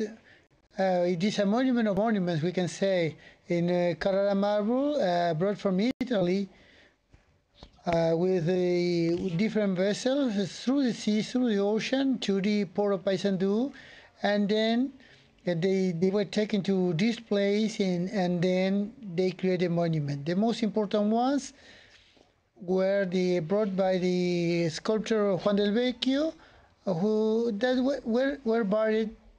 They were bought by important families, like for example the Stirling family, and also the administration commission.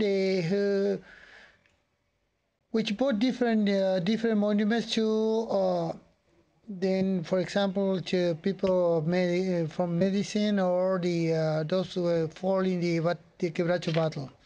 This one in particular was a very important person here in Paysandú, from a family that came from Argentina. They were already traveling, and they came here to settle in this place, like Mr. Galan and his wife, Miss Gonzalez, and with the brothers Elizaldo and Ladislao. He was the youngest one.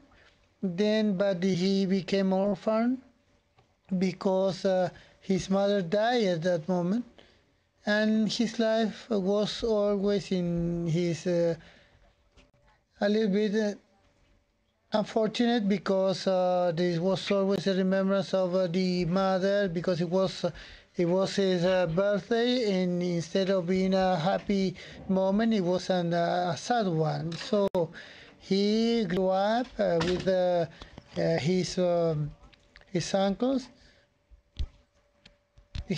His aunt was married with Mr. Samuel Rocha, and he was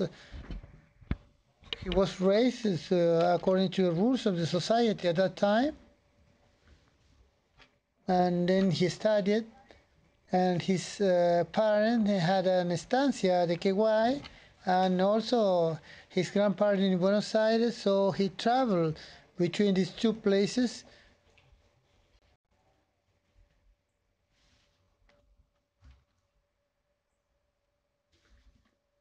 He also traveled to Brazil, and the military condition was not really good, so they were living in Brazil a little bit, and then came back to Paysandú, and they settled in this city. He was a lover of agriculture. Well, he always believed the different species of plant were taken to his place, and he always loved the agriculture. In his last year, he was always in contact with agricultures, trying to try new species, to bring new species here. He always very Catholic. I never denied any of the different religions or different communities which asked for some donation or something. He donated the place that is next to the cemetery for a place for people that didn't have any home. Well, he died a little bit young. In his personal life, in 1865, he was born in 1832, and in 1862 he married with a beautiful lady, but he was not really happy with his marriage, because the lady was in a relation with a different person. But well, he was asked to marry him, and the marriage was not really happy. Later on, they asked for to finish the marriage, but he never finished to love that lady from Paysandú. Even later on, when he was a little bit old, he was traveling and find a person, a lady, a very poor one, and she asked for some solidarity from him, and he remembered that that lady, that old lady, was the young girl that he knew when he was young, and he loved till the end of his life. Okay, his generosity added to help such a lady, and then to have a well-being during the rest of her life. Well, this monument remember his generosity, and in the upper part, the symbolism of a charity, a lady giving something to some children, a coin or something, for them to show generosity. Then it is also his son, Miss Justa González de Rocha, because she was the one who raised him, and he used her last name, Luis Ganan y Rocha. It is a remembrance to that lady who helped him a lot. This is to show you a little what is the monument to perpetuity, a monument made of monuments. It was in 1881, the monument a perpetuidad, monument to perpetuity in this department. In 2004 was also declared an eternal monument, historical monument of the country. We invite you to come here to Paysandú and to visit what is this magnificent place, this historical monument, and so you can appreciate all the different works that came from Italy, made in Carrara marble, and it is the jewel of our city that everybody should know. This is our contribution to Museums in Red, Mure, and we really invite you to visit this place. Thank you very much, Thank you Ana so much, Maria. Ana Maria. Thank you for sharing this story with us. It's a concluded trip, but also for other trips that are starting now. We welcome here Julián Caló and Margot that are gonna tell us about their project, special project that is really beautiful. We're gonna pay attention and listen to them. Hello? Hello, can you hear me? Perfect. Okay, thank you so much for inviting us. I'm Julián, Argentino. Margot, my girlfriend, French. And we want to tell you a little bit of how we met, because all has to do with our experience in life, our trips, and how we created this project that we have now. I left Argentina when I was 11 years old. I stayed for 5 years in the United States, and we moved with my family to Spain. I studied communications in Malaga, and through the scholarship, it's exchange of universities in Europe. I went to study to England for a year, where I met Margot. She came to the same scholarship from another university near the Alps. After that, we went to live to France, South France. And then through internet, we got a job. I got a job in CERN, a laboratory, a beautiful project of arts and science, while Margot went to work to Berlin. She's really interested in design and fashion, and she got a job in a multinational.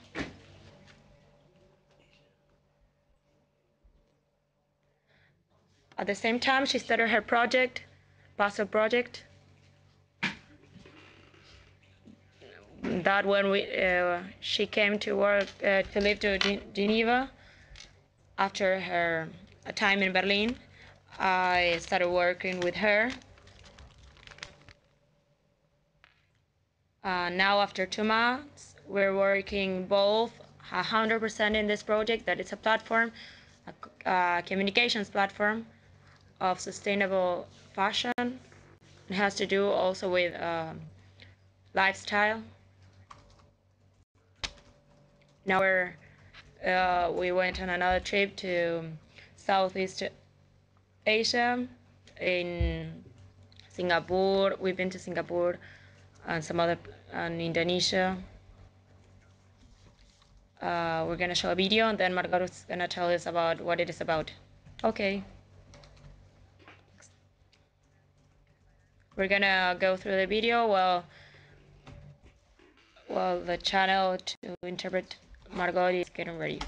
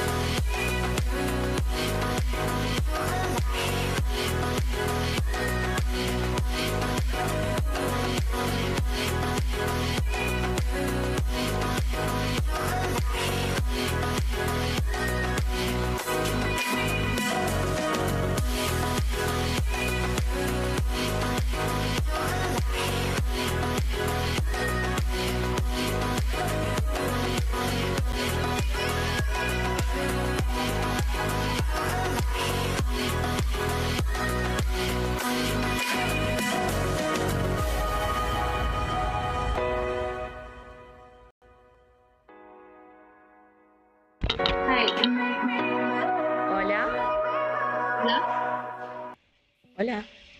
Okay, so I'm Margot, so I'm going to speak in English. Can you hear me?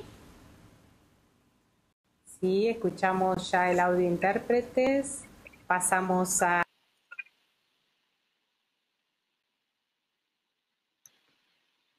Okay, so this video was part of the materials that we create for the PASTA project. Can you hear me?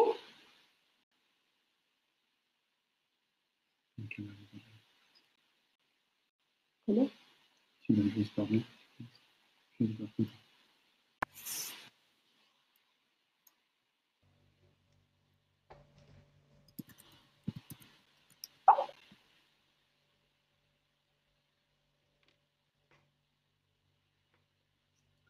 Sí, okay. So you probably saw in the video. Okay, so you probably saw in the video that there were little inscription on the side, and that's los videos tenían una cierta inscripción that I'm wearing and that are eco-friendly or ethically made. And so we are trying to balance the traveling with this value about sustainable fashion, but not only. So let me tell you what is the pasta project.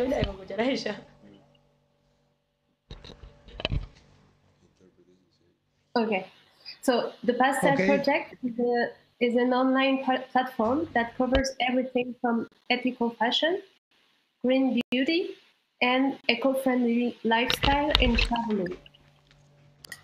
So our mission is to spread the mindful work of sustainable brands by creating visuals and informative stories on the website and social media with our readership and followers.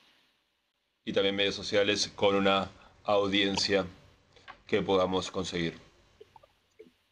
So the video was shot in Indonesia. We recently came back from 2 months, a 2-month trip to Southeast Asia.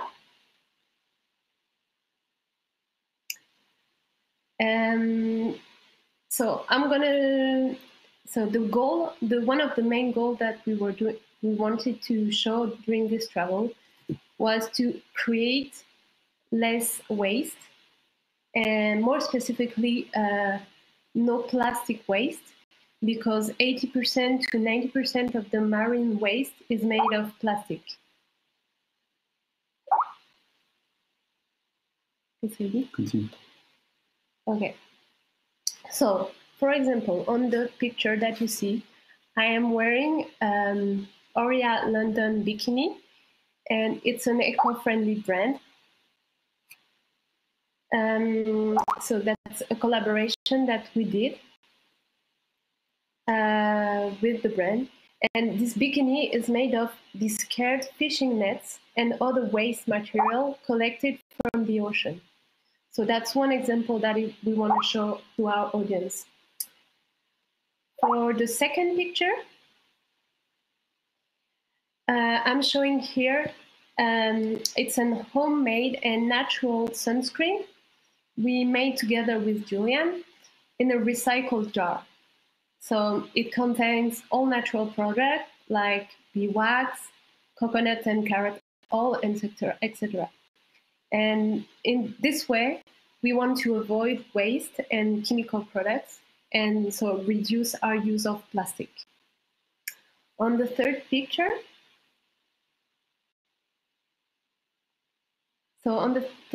we are